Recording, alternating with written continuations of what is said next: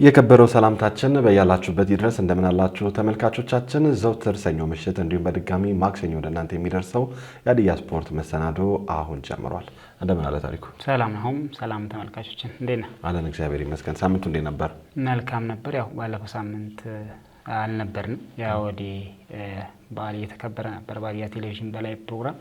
በዛ ምክንያት ሀዲያ ስፖርት አልነበረም። አንድ ሳምንት ከተመልካቾቻችን እርቀናል። ዛሬ በተለያየ ርዕሰ ጉዳዮች ይዘን ተመልሰናል።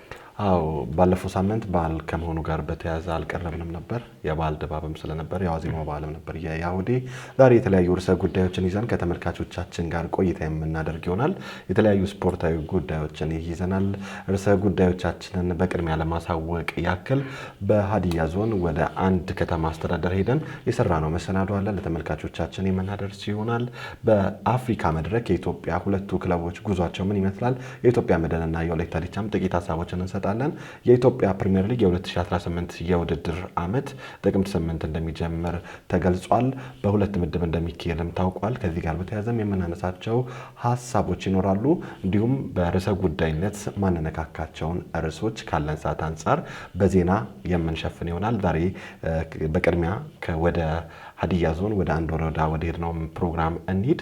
ሀዲያ ዞን ላይ እግር ኳስ ተወዳጅ ስፖርት እንደሆነ ይታወቃል። እግር ኳስ ሲባል በሁሉም አካባቢ ላይ በሚባል ደረጃ እንደ ኢትዮጵያም የተለያዩ እንቅስቃሴዎች ይኖራሉ። በተሰጡና በተጨማሪም ደግሞ በተሰራበት ስራ ፍሬ አፍርቶ አንዳንድ አካባቢዎች ላይ መመልከት እንችላለን። ለምሳሌ በኢትዮጵያ በምንጠቅስበት ሰዓት ላይ የሐዋሳ ከተማ በብዙ ጊዜ ይጠቀሳል። እንደውም ከ31 ዓመት በኋላ የኢትዮጵያ ብሔራዊ ቡድን ወደ አፍሪካ ዋንጫ ሲያልፍ በርካታ ተጫዋቾችን ከኮረም ሜዳ የወጡ ተጫዋቾች መውጣታቸው ይታወሳል። ከተሰራው ስራና አካባቢው ላይ ካለ እምቃቅም ነው። በሀዲያ ዞን ውስጥም እምቃቅም አለባቸው ተብለው የተለዩ ቦታዎች አሉ። በእግር ኳስ ስፖርት እንደ ማሳያነትም የምንጠቀመው እምቃቅም እንዳለባቸው የክልሉ የፕሮጀክት የእግር ኳስ ፕሮጀክት የተሰጠው ለዛ አካባቢ ነው። ሾኔ አካባቢ ላይ የተለያዩ እግር ኳስ እንቅስቃሴዎች እንዳሉ ይታወቃል። ከዚህ በፊትም በርካታ እንቅስቃሴዎች የሚደረጉበት አካባቢ እንደሆነ በተደጋጋሚ ስናነሳ ይታወሳል። ሾኔን የእግር ኳስ አቅሟን ጥቂት እናንሳ። ያው የሀዲያው ብራዚል የሚል ስያሜ እንሰጠዋለን ብዬ አስባለሁ። ምክንያቱም ከ90ዎቹ ጀምሮ እኛ በራሳችን እድሜ እንኳን ያየናቸው በርካታ ታለንት የሆኑ ልጆች አሉ። ምንድን ናቸው ምክንያታቸው የሚለው ምናልባት በኋላ በፕሮግራማችን ላይ የምንከታተል ይሆናል። ከዛ አካባቢ ወጥተው በሀገር ደረጃ አልፎም ብሔራዊ ቡድንን ወይም በተለያዩ ሊጎች በፕሪሚየር ሊግ በከፍተኛ ሊግ የሚጫወቱ በርካታ ተጫዋቾችን ማግኘት ያልተቻለበት ራሱ ምክንያቶች ይኖራሉ። ግን በጣም ታለንትድ የሆኑ ኤሪያ እንደሆነ ይታወቃል። በእርግጥ ቅድም ስታነሳ ነበር ኢትዮጵያ ብሔራዊ ቡድን ከ31 ዓመት በኋላ ወደ አፍሪካ ዋንጫ ሲያልፍ በርካታ የደቡብ ክልል ልጆች እንደነበሩበት ይታወሳል። እነ ደጉ ደበበና አበባው ጣቆ ከአርባ ምንጭ ይነሳሉ። ሐዋሳና አዳነን ሽመልስን በርካታ ልጆችን ያካተተ ዲላ እና ጌታነን ምናምንና በዛኛው ናሽናል ቲም ውስጥ በርካታ የደቡብ ልጆች አሉ። ሀዲያ ዞን ውስጥ የሚገኘው ሾኔም የደቡብ ክልል እንደመሆኑ መጠን የተሻለ ታለንት እንዳለው በደንብ የተመለከትንበት 90ዎቹ ላይ መጨረሻ አካባቢ እኛም ባየንባቸው በልጅነት እድሜያችን 2000 መጀመሪያ አካባቢ በርካታ ደርቢዎች ነበሩ ሀዲያ ዞን ውስጥ።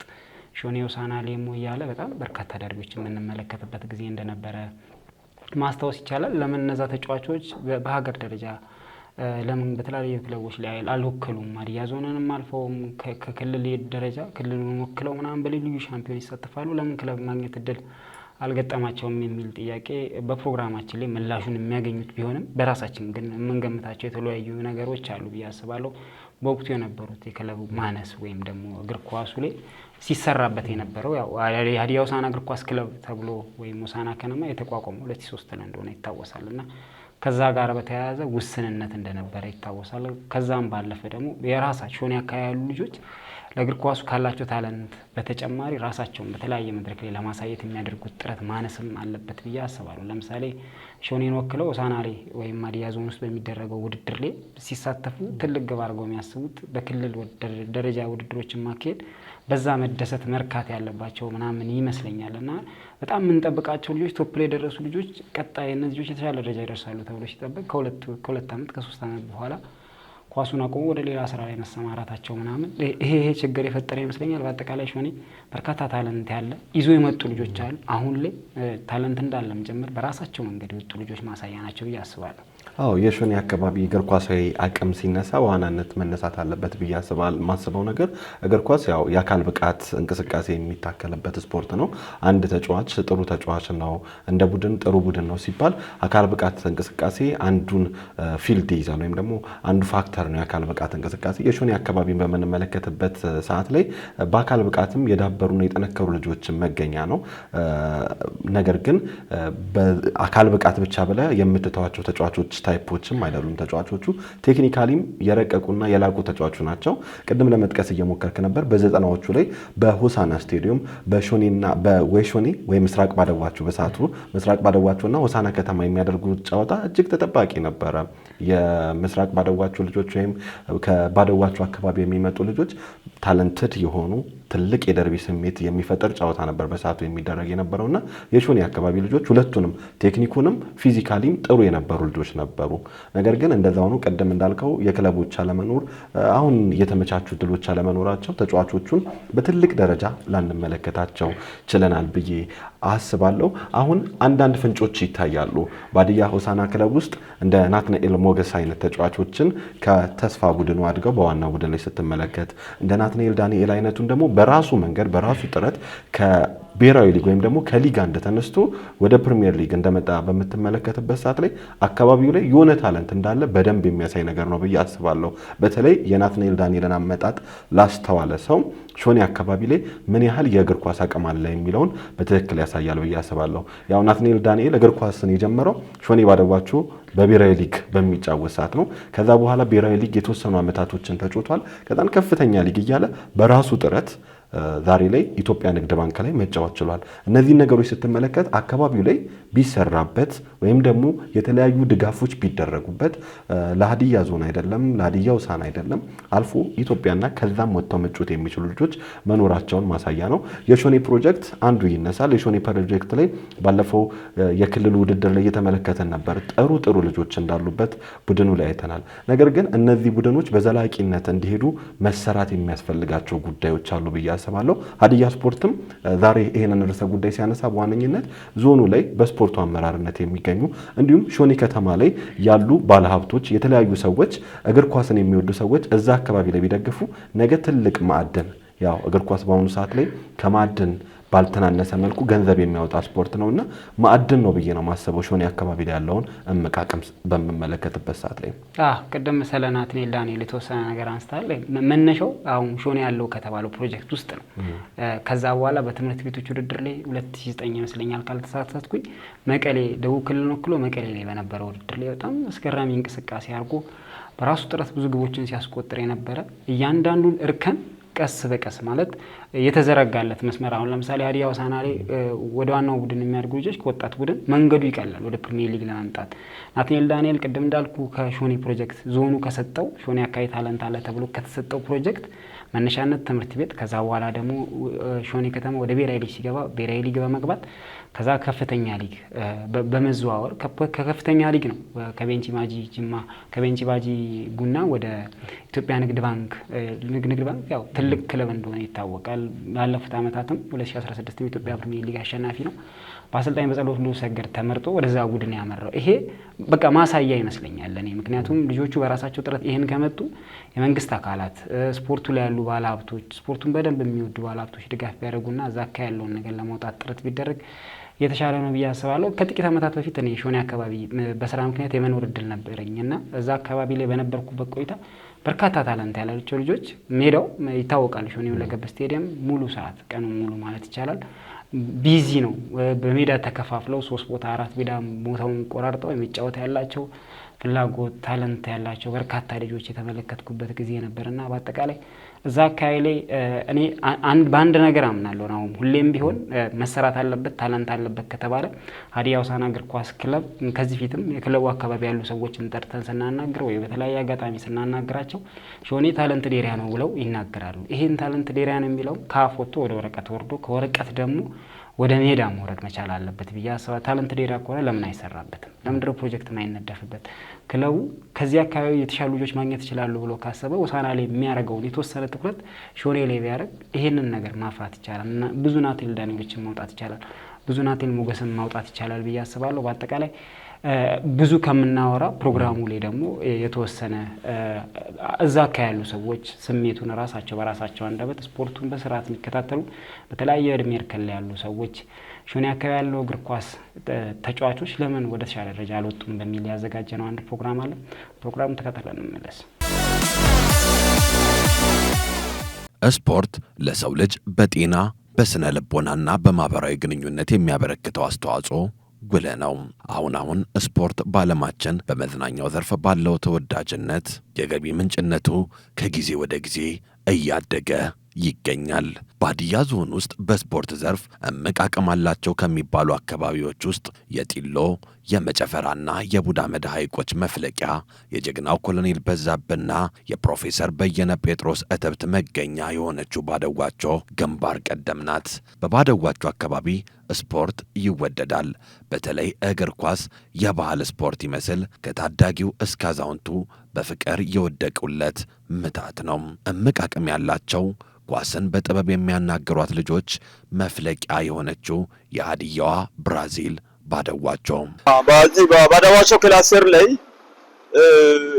ብዙ ስፖርተኛ ደጋፊም እግር ኳስ ተጫዋችም እንዳለ ለማንም የማይሰወር ሀቅ ነው። ከ1970ዎቹ ጀምሮ ጠንካራ ወጣቶች እንዳሉ ነው። በእግር ኳስ ሲሆን በባስኬትም በቅርጫትም ሌላ ደግሞ በሩጫም በዚህ በሃንድ ቦልም ሌላ እንግዲህ በዚህ በዲስከስ በሴቶችም በወንዶችም ከሾኔ ላይ እንግዲህ የሚወጡ ወጣቶች እውነት ነው ዝም ብሎ ለማለፍ ሳይሆን በጣም የሚታወቁ ወጣቶች አሉ። በጋጣሚ ሲል ድሮ ቡልጊታ ቡድን ተብሎ ሌላው ደግሞ በዚህ በሾኔና አካባቢ ራሳቸውን ችለው ድሮ በደርግ ጊዜም እስከ ሆሳና ድረስ ሄደው ሾኔና አካባቢ ዋንጫ እያመጡ ናቸው። ዛሬም ቢሆን ያው ዋንጫ ያው አላጡም የሄዱ ናቸው። ጥሩ ተስፋ ያሉ ወጣቶች ለወረዳ አርፎ ለክልላችን ለዞናችን ለሌላው አካባቢ እንኳን በቂ ብቁና ሀያል ታላቅ ወደር የሌሉ ወጣቶች እንዳሉ እያየን ነው። እኔ ኳስ ማየት የጀመርኩት 1985 አካባቢ ነው የጀመርኩት ኳስ ማየት የጀመርኩት። በዛ ጊዜ ኤሚቴ የሚባል ቡድኖች አለ፣ ናይስ የሚባል ቡድኖች አለ። ያንት ኳሶች አያለው ጥሩ አሁን እንደና ኡመር ያሉ ተጫዋቾች በጣም ጎበዝ ተጫዋቾች የነበሩበት ነው። ታይላንት ሆና እኔ እንደና ማኖ ፔሌ እንደና ፔሌ ያሉበት ነው። ጥሩ ተጫዋቾች አይቻለሁ። ጥሩም አሰልጣኞችም ያሉበት ከተማ ነው። ስፖርት ተጫዋቾቹም በጣም ታሌንት የሆኑ ተጫዋቾች ያሉበት ከተማ ነው፣ አካባቢም ነው። ተመልካቾችም ደግሞ አርሶ አደር ሳይቀር ኳስ ደጋፊዎች ያለበት ከተማ ነው። እንደ ከተማ ሲናስብ ሾኔ ከተማ አስተዳደር በትንሹ የክህሎት ያላቸው ልጆች በጣም ዕውቀት ያላቸው በኳሱ በደንብ ፐርሰናሊ ያደጉ የተሻሉ ክህሎት ያላቸው ልጆች ያሉበት አካባቢ ነው። ከአንድነት የሚባል ቡድን እኛ ህፃናት ሆነን አንድነት የሚባል ቡድን ጀምሮ ከዲቻ ጋር ሲጫወቱ እኛ እናይ ነበር። ከዛ በኋላ በዛ ልክ የመጣ ውድድር ነው። ትላልቆች በነበሩበት ጊዜ ብዙ ቡድኖች አሉ። እነዛ ቡድኖች ሲጫወቱ ታዳጊ ደግሞ እየተተካ የመጣበት ነው። እንደ አጠቃላይ ሾኔ ከተማ አስተዳደር ላይ ብዙ ቡድኖች አሉ። እኔ ያው እግር ኳስን መመልከት የጀመርኩት ኦሬዲ አንድ 20 ዓመት አልፎኛል። ያው ይሄ በዚህ በሾኔ ከተማ በጣም ታዋቂ ተጫዋቾች ከነበሩበት ጊዜ ጀምሮ ማለት ነው። በተለይም ናይስ የሚባል ቲም ነበረ፣ ኤሚቲ የሚባል ቡድን ነበረ። እዛ ቡድን ላይ ደግሞ በጣም ታዋቂ ተጫዋቾች እና ሚሊዮን እና ኡመር ከማል የሚባሉ በጣም ኃይለኛ ተጫዋቾች ያሉበት ቲም ነበርና ከዛ ጊዜ ጀምሮ ስፖርትና ያለው በዙሪያ ቀበሌያት እንደዛ በጣም ጎበዝ አሁን እንደ ማዞሪያ አጀባ ወደ አምቡርሴ በጣም ጎበዝ ተጫዋቾች በመረብም በእግርም በጣም ጎበዝ ተጫዋቾች እስከ ክልል የሚታወቁ ነበሩ። ከዛ ጊዜ ጀምሮ በጣም ጠንካራ አይደለም የአውሮፓን ተጫዋቾች የሚያስንቁ ተጫዋቾች እንደነ ሰለሞን የሚባሉ በጣም ጎበዝ ተጫዋቾች የነበሩ ጊዜ ከዛ ጊዜ ጀምሮ ነው እንግዲህ ስፖርትን እመለከታለሁ። ያው ስፖርትም ላይ እሳተፋለሁ። እንግዲህ ተጫዋቾቹ በጣም ጎበዞች ናቸው። ከዚህ በፊትም እንግዲህ በሚታወቀው ልክ የሾኔ ከተማ አስተዳደር ፕሮጀክት እግር ኳስ ቡድን ውጤታማ የሆኑ ልጆች ያሉበትና ተተኪ ስፖርተኞች የሚወጡበት አካባቢ ከመሆኑ አኳያ እጅግ በጣም ታይለንትድ የሆኑ ኪሎት ያላቸው ልጆች ያሉበት አካባቢ እንደሆነ ነው እንግዲህ ምንም ማውቀው። ስቲል እኔ ማውቃቸው ቲሞች አሉ እንደና ኤምቲ ናይስ የመሳሰሉ ሳንላይት የመሳሰሉ የድሮ ቲሞች ነበሩ ከዚህ በፊት በነበሩ እንትኖች ላይ በዛው ልክ እኔ ደግሞ እንዲያጋጣሚ ሆነው ልጅ ሆኜ ሁላ የኤምቲ ሲ ቡድን አድናቂ የነበርኩበት የሚሊዮን ማቴዎስ ቲም አድናቂ የነበርኩበት ሂደት ነበር። በዘጠናዎቹ በተደረጉ በሀዲያ ዞን ስፖርታዊ ውድድሮች በእግር ኳሱ ዘርፍ የባደዋቸውንና የሆሳዕና ከተማ አስተዳደርን ያክል ለፍጻሜ የደረሰና አሸናፊ የነበረም የለም። በሀዲያ ዞን በተመልካቹ ዘንድ ተጠባቂ ደርቢዎች ውስጥም ቀዳሚው ነበር። በዘጠናዎቹ እንደ ተገኝ፣ ፔሌ፣ ኡመር፣ ተገኔ የመሳሰሉ ለአብነት የጠቀስናቸው እምቅ አቅም ያላቸው ከዞኑ አልፈው አካባቢን የሚያስጠሩ ተጫዋቾችም መፍለቅ ችለዋል። ከክልል ውድድር አልፈው መሄድ ሳይችሉ ቢቀሩም የባደዋቸው ሜዳዎች ተጫዋቾችን ለማፍራት ዛሬም ጥረታቸውን ቀጥለዋል። ወጥቶ የመሄድ ችግሮች አሉ። በእርግጥ ይሄ ችግር ከምን የተነሳ ነው የሚባሉ ነገሮች ቢነሱ አንደኛ ስፖርትን የሚጫወቱት ከስፖርት ወይም ከእግር ኳሱ ውጤት እናገኛለን ወይም የስራ ፓርቲ ይሆነናል ብሎ አይደሉም። በብዛት አንዳንድ ጊዜ ያው ጊዜ ለማሳለፍ ግጥሚያዎችን እንደዛ አይነት ነገሮችን ነበር የሚያደርጉት። የድጋፍ ችግሮች ለምሳሌ የኮሚኒኬሽን ጋፕ ማለት አሁን ሶስቱም ክፍል ኮሚኒኬት የማድረግ ችግር አለ። ለምሳሌ መንግስት እና ህዝብ እና ስፖርት ተጫዋቾቹ ማለት ነው። አንዱ ተጫዋቹ ስራዬ ነው ተግባሬ ነው ብሎ አይሰራም። ያ ነው አንዱ ጋፕ የሚሆነው ማለት ነው። ሁለተኛ ደግሞ ህዝቡ ግጥሚያ ሲኖር መጥቶ ከመደገፍ ውጪ ለወደፊት ለልጄ ይጠቅመዋል፣ ለአካባቢ ህብረተሰብ ይጠቅማል፣ ወደፊት በዚህ ህይወቱን ሊመራ ይችላል በሚል አይደለም። በእርግጥ አሁን በስፖርት ዞን ሄዶ መሬት ሁሉ የተሸለሙ አሉ። መሬት ወስደው የተሻለ ደረጃ የደረሱ አሉ።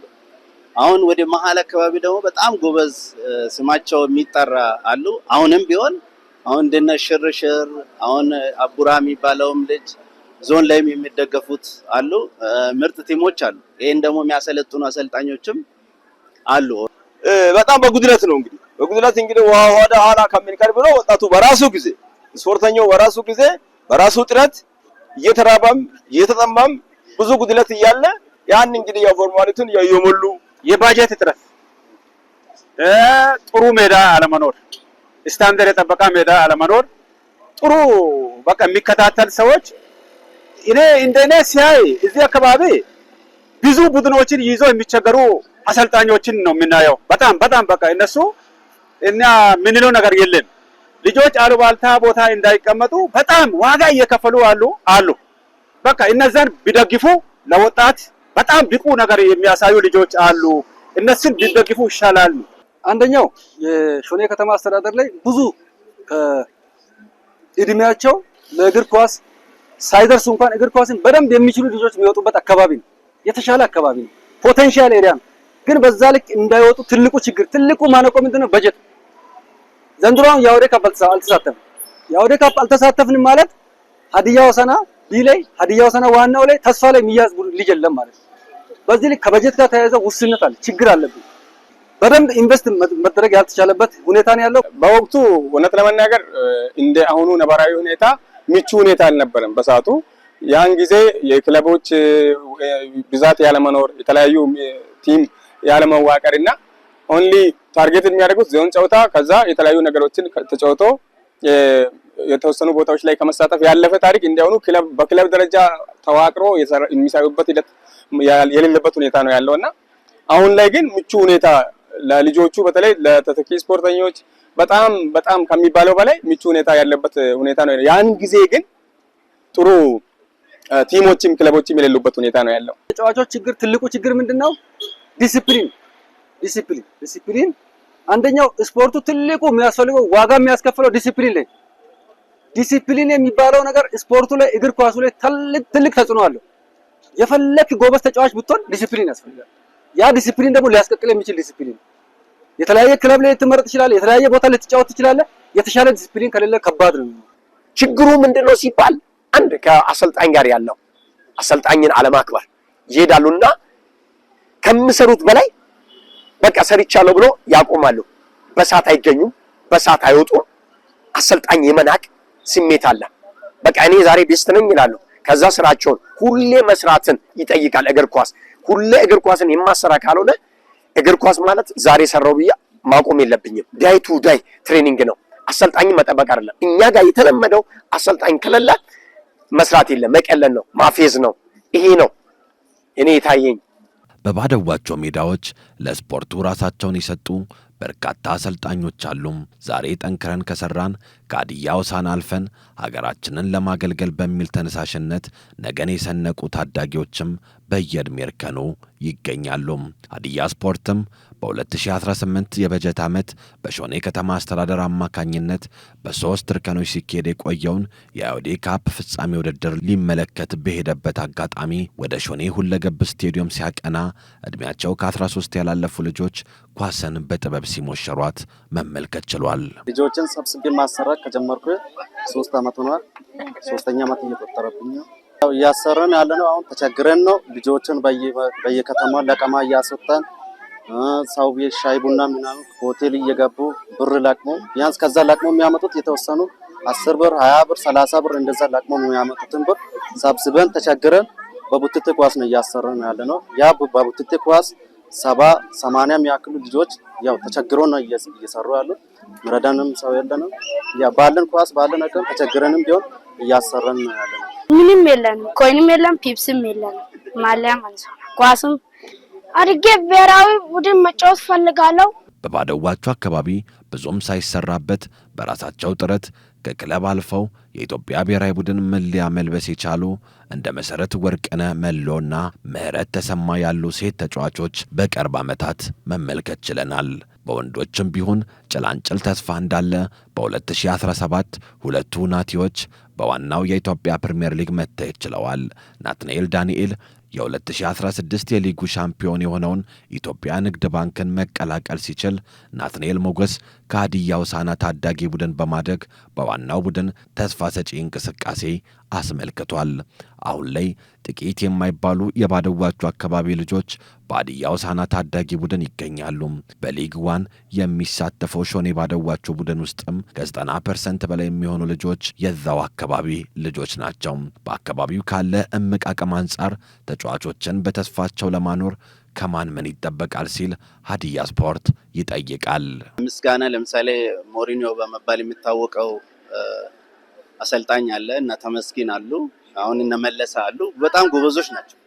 አሁን እነዚህን ድጋፍ ቢደረግላቸው ከሚያሰሩት አንጻር በደንብ አሁን ህዝቡም በደግፍ መንግስትም በደግፍ የተሻለ ደረጃ ሊያደርሱ የሚችሉ አሰልጣኞች አሉ። ይሄን ደረጃ ደግሞ ሊደርሱ የሚችሉ አይደለ በሀገር አቀፍ ለምሳሌ የሆነ ጊዜ እስከ አዲስ አበባ ሄደው የተጫወቱ ተጫዋቾች አሉ። አሁን ሊጎች ላይም የተሳተፉ በጣም የተሻሉ ተጫዋቾች አሉ። ግን ደባል ተግባር አላቸው። የራሳቸው የሆነ ስራ የመንግስት ስራ አላቸው። አሁን እነዚህ ነገሮች ምንድነው ስፖርቱን ወይም እግር ኳሱን እየጎዳ ነው የሚሄደው ማለት ነው። እግር ኳሱን እየጎዳ እንዳይሄድ በእግር ኳሱ ለውጥ ለማምጣት ወደፊት ሀገር አስጠራለሁ እኔም እጠራለሁ በሚል በዛ ላይ ኮንሰንትሬትድ ሆኖ የመስራት ችግር ነው ያለባቸው ማለት ነው። ህዝቡም ደግሞ ይሄ የሚያዋጣ ተግባር ነው ብሎ ደግፎ አሁን ብዙ ጊዜ አሁን ክረምት ነው ሁሌ ነገሩ የሚነሳው። አሁን የእግር ኳስ ጉዳይ የሚነሳው ክረምት ነው። ያ አሁን በየወቅቱ ክረምት ሳይሆን ሁሌም የሚጫወቱበት ሁሌም የሚሳተፉበት እድል ቢኖራቸው የተሻለ ተጫዋቾች አሁን ለምሳሌ ባዳዋች ከቤራ ሾኔዎስ ከቤራ የሚለውን ስያሜ አሁን ከቤራ የሚለውን ስያሜ ሀዲያ ውስጥ እንዲገነን ያደረጉት የሾኔ ልጆች ናቸው። ድሮ አሁን ባዳዋቸው ሄዶ አሸንፎ ሲመጣ ባዳዋች ከቤራ ሾኔዎስ ከቤራ የሚለውን እንኳን ስያሜ በደንብ እንዲጎላ ያደረገው ከቤራ አመጣጡ ራሱን የሆነ አመጣጥ አለው። ከቤራ ሀዲያ ከቤራ የሚባለው ለምንድን ነው የሚባለው? የራሱ አመጣጥ አለው። ከዛ ውስጥ ደግሞ ባዳዋች ከቤራ የሚባለው ባዳዋቸው የራሱ አመጣጥ አለው። ግን ይህን እንዲጎላ ያደረጉት ይህን ባህላዊ እሴት እንዲጎላም ያደረጉት የእግር ኳስ ተጫዋቾች ናቸው። እነዚህ የእግር ኳስ ተጫዋቾች በጣም ጎበዝ ከወላይታ ጋር ይጫወታሉ፣ ከከምባታ ጋር ይጫወታሉ። የተሻለ ውጤት በደቡብ ክልልም ዋንጫ እስከ ማንሳት ድረስ ሀዲያ ዞንን ማለት በሀዲያ ዞን የሀዲያ ተጫዋቾችን በጣም የደገፉ ጠንካራ ተጫዋቾች አሉ። ዞሮ ዞሮ እነሱ እንዲወጡ የማድረግ የመደገፍ አሁን ሁልጊዜ ባጀት ይባላል። ዞሮ ባጀት ማለት ህዝብ ማለት ነው። ባጀት ማለት ራሱ ተጫዋቹ ማለት ነው። ባጀት ማለት መንግስት ማለት ነው። ባጀት የሆነ የሚወርድ ነገር አይደለም። ቢሰራበት አሁን ሶስቱም አካል ተጫዋቹም፣ ህዝቡም፣ መንግስትም ቢግባቡ የተሻለ ተጫዋች ማውጣት ይችላሉ። የተሻለ ተጫዋች ለሀገር እንኳን ማብቃት ይችላሉ የሚል ግምት አለኝ። ሌላ አካባቢ ጥሩ ስታዲየም እየገነባ ነው። ጥሩ ነገሮችን እያየን በኢትዮጵያ ደረጃ። ለዚህም ደግሞ የኢትዮጵያ የሾኔ ከተማ አስተዳደር ከባራባቸው ክላስተር ጋር በመሆን ደግሞ ሌላ ወደፊት ደግሞ ስታዲየሙንም ሌላው ደግሞ እነዚህን ወጣቶችን ለመደገፍ የኛ የህብረተሰባችን አንድነት ወሳኝ ነው። ከዚህ የተነሳ እንግዲህ ይህን ለማድረግ እንግዲህ ነጋዴም ጥሩ ነጋዴዎች አሉ፣ ሞራል አላቸው። በግሉ እንኳን እያስተባበሩ ቀደም ሲል አንድ ቡድንን እንትን እየደገፉ ያሉ ነጋዴ ቡድኖች በግልም አለ በህብረትም አለ። አሁንም እነዛ ነጋዴዎችን በማስተባበር አመራሩን በማስተባበር ረቱንም ክላስተር በማስተባበር ለሀዲያ ወረያ አመራሮችንም ክልል ላይ እስከዛ ድረስ ሄደን ጠይቅንም ቢሆን የመንግስትም ድጋፍ በዚህ ታክሎ እንደውም ጥሩ ነው። በሾኔ ላይ ያሉ ወጣቶች እንዳያችሁት እንደሰማችሁትም ጥሩ እንቅስቃሴ ያለው። ስለዚህ ዞንም ክልልም ወረዳም ክልልም ቢደግፉ ወጣቶች ጥሩ እድገት ያሳያሉ።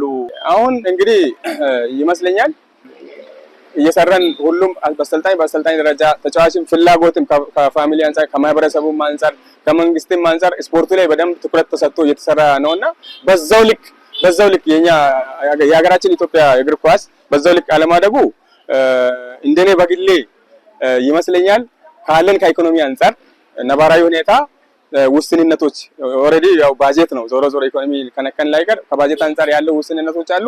ህዝባዊ መሰረት አስይዞ በመንግስት መዋቅር ላይ ብቻ ስትሬስ የምናደርግበት ሂደት ነው ስፖርቱን እየጎዳ ያለው።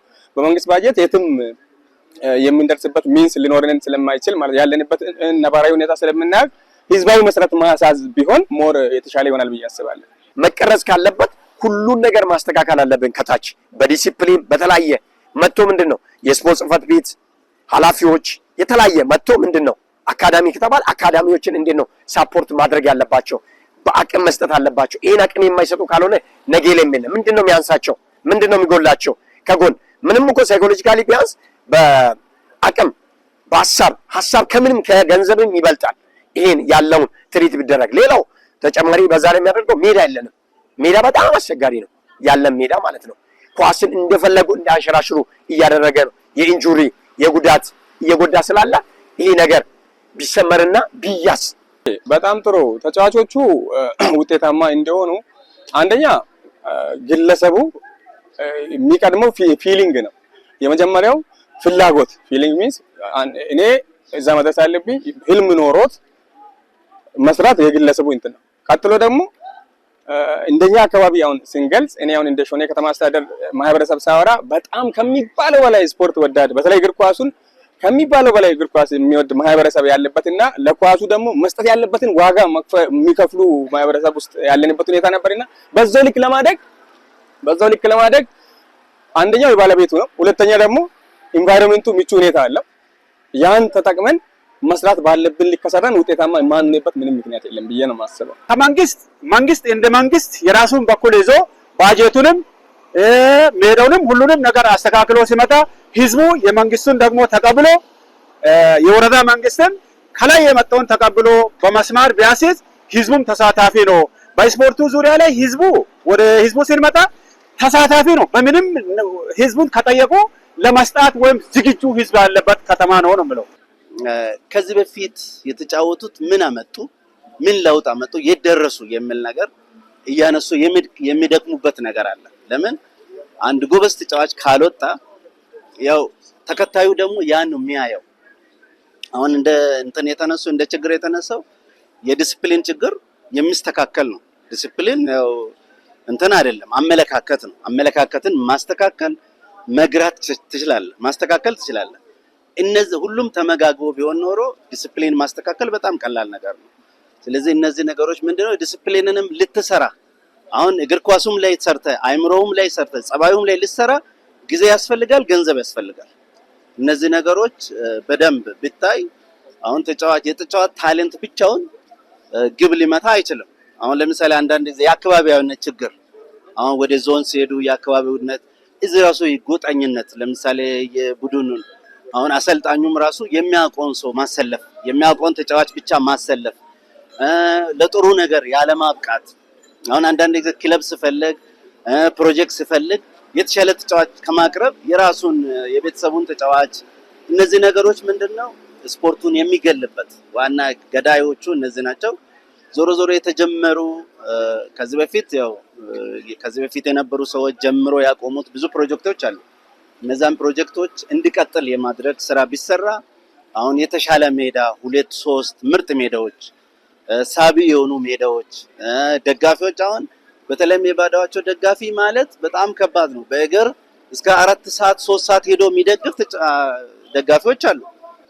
እነዚህ ተዝናንቶ ተቀምጠው ሳቢ የሆነ አካባቢ በመፍጠር አሁን ለምሳሌ ሳቢ የሆነ ሜዳ ሊያዝናና ይገባል። አሁን ሜዳ ላይ ተጨናንቀ ከምታይ ተዝናንተ የምታይበት ሜዳ ቢፈጠር እነዚህ ደጋፊዎች ገንዘብ ናቸው። አሁን ባጀት ለሚባለው ይሄ ደጋፊ ባጀት ነው የሚሆነው። አሁን ብዙ ሰው ቢገባ የተሻለ ገንዘብ ቢቆረጥበት በተሻለ ትሪብል ቁጭ ብሎ ምዝናና መዝናኛም ስለሆነ ስፖርት መዝናኛ ነው። ስፖርት ሰላም ነው። ስፖርት ፍቅር የሚሰጥ ነው። ስፖርት አንድነትን የሚገነባ ነገር ነው። ስለዚህ ይሄንን ሰላምን የሚሰጥን የሚገነባውን ተግባር ባህልን የሚገነባ ነው። አካባቢን የሚያስታውቅ ነው። ሀዲያን ያስታውቃል፣ ህዝብን ያስታውቃል። ይሄንን ደግፈው የተሻለ ውጤት እንዲያመጣ ቢሰራበት የተሻለ ነው ብዬ ገምታለሁ። ሾኔ ከተማ አስተዳደር ወጣቶችና ስፖርት ጽሕፈት ቤት የያዝነው አቅጣጫ ምንድነው? ትልቁ አቅጣጫ የስፖርቱ ቤተሰብ ዋናው የባጀቱ ምንጭ ነው። ሁለተኛው ስፖርተኛው፣ ሶስተኛው አሰልጣኞች ናቸው። በዚህ ልክ ሶስቱንም ስቴፕ እያዋቀርን እየሄድን ያለነው። ሶስቱም ከተዋቀረ ስፖንሰር ከተፈለገ አሰልጣኞች ከቡድኖች የሚያገኙት ኢንሰንቲቭ ካለ ሌሎች ነገሮች ካሉ ያን ስፖርቱን በጋራ ሶስቱንም አካሄድ ከመንግስትም ጭምር እየተደገፈ ብዙ ጊዜ መንግስት ላይ ብቻ የወደቀ ሲሆን መንግስትም ያው የሚቸገርበት ሂደት አለ። ያን ቫላንስ እያደረግን የምንመራበት ሂደት ነው ያለው። በዛ ልክ ነው የተመራ ያለው። እግር ኳስ ከሜዳ ውጭና በሜዳ ውስጥ ያለ ቅንጅታዊ የህብር ውጤት ነው። አመቃቀም ያላቸው ልጆች በአካባቢው ቢኖሩም በእውቀት የታገዙ ሳይንሱን የሚያውቁ ብቁ አሰልጣኞች ቢበዙም ያለ ማህበረሰብና ያለ መንግስት እገዛ ተስፋው በእግር መሄድ አይችልም። በ2017 ዓ.ም በተደረጉ ዞናዊ የበጋና የክረምት ውድድሮች የሾኔ ከተማ አስተዳደር መሳተፍ አልቻለም። ምክንያት የበጀት እጥረት።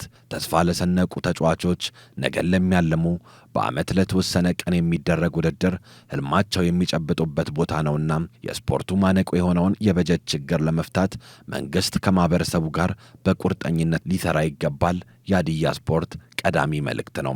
በባደዋቸው አካባቢ በስፖርቱ እየሰሩ ላሉ አሰልጣኞችና ተጫዋቾች ደግሞ ከተፈጥሮ በላይ አጋዥ የለምና ምንም እንኳን ያልተመቻቹ ነገሮች ቢኖሩ በተስፋ በማለም ነገን ለማሳመር አትድከሙ ማሳረጊያ መልእክታችን ነው። በሾኔ የነበረን አጠቃላይ ባደዋቸው እግር ኳስ ላይ ያለን ቆይታ አጠናቀን ተመልሰናል። ተመልካቾቻችን ከፕሮግራሙ አንድ ነገር እንዳገኙበት ተስፋ አረጋለሁ። ምክንያቱም እግር ኳስ ላይ መሰራት አለበት። ታለንት አለ። ታለንት ብቻውን በቂ እንዳልሆነ ከፕሮግራሙ የተመለከተን ይመስለኛል። ስፖርተኞችን በዚህ አጋጣሚ በዲሲፕሊን ስራ መስራት መቻል አለባቸው። ታለንት ብቻውን አንድን ተጫዋች ወደ ተሻለ ደረጃ ላይ ያደርስ ይችላል። ብዙ እግር ኳስ ተጫዋቾችንም ዓለም ላይ ተመልክተናል። ምናልባት ዓለም ባለችበት እግር ኳስ መንገድ ነው እኛ ያለን የሚለው ጥያቄ ቢሆንም ከታለንት ያለፈ ዲሲፕሊን ወሳኝ ነው። ስራ ማክበር ወሳኝ ነው። በዛ መንገድ ውስጥ ወደ ተሻለ ደረጃ መደረስ ይችላል ብዬ አስባለሁ። ሾኔ ላይ ወደፊት ብዙ ስራዎች እንደሚሰሩ ተስፋ እያደረግን እኛም እየተከታተለን ለተመልካቾቻችን የምናደርስ ይሆናል። የመጨረሻው መልእክት አሳሪ ናት ብዬ አስባለሁ። እኛም ሀዲያ ስፖርት ይህንን ፕሮግራም በሚሰራበት ሰዓት ላይ በዋናነት ዓላማ አድርጎ የተነሳው ወደዛ አካባቢ ትኩረት እንዲደረግ ነው። ትኩረት ሲደረግ ያው የዞን ስፖርት አመራሮችን መጠበቅ አይደለም፣ የክልል ስፖርት አመራሮችን መጠበቅ አይደለም። አካባቢው ላይ ያሉ ባለሀብቶች እንዲሁም የመንግስት አካላት ትኩረት ሊያደርጉ ይገባሉ ብዬ አስባለሁ። ባለፉት ዓመት ወይም ባለፈው ዓመት 2017 ላይ በተደረገው የበጋና የክረምት ውድድር ላይ የሾኔ ከተማ አስተዳደር መሳተፍ አልቻለም። ይሄ ብዙ ነገርን አመላካች ነው ብዬ አስባለሁ። ከዚህ አንጻርም መንግስትም የስፖርቱ አመራሮችም እዛ አካባቢ ያሉ ትኩረት ሊያደርጉ ይገባል። አቅም አለ እየተባለ ያንን አቅም ማጥፋትና መደበቅ ያስፈልጋል ብዬ አላስብም። ተጫዋቾችም ሳይታከቱ ሳይደክሙ መስራት የሚችሉ ከሆነ እንደነ ናትናኤል ዳንኤል እንደነ ናትናኤል ሞገስ ከዛም አለፍ ብለው መሄድ የሚችሉ መሆናቸውን እነሱ ምስክር ናቸው ብዬ አስባለሁ። ያው ሾኔ ወንዶች እግር ኳስ ብቻ አይደለም በሴቶችም እንደነ መሰረትና እንደ ምህረት እንደ ገነት አይነት ተጫዋቾችን ማውጣት የቻለ አካባቢ ነው። ከዚህ አንጻር እግር ኳሱ ላይ አቅም አለው የሚለው አያጠያይቅም። ግን ተጫዋቾች ሳይታከቱ በዲሲፕሊን ከሰሩ ትልቅ ቦታ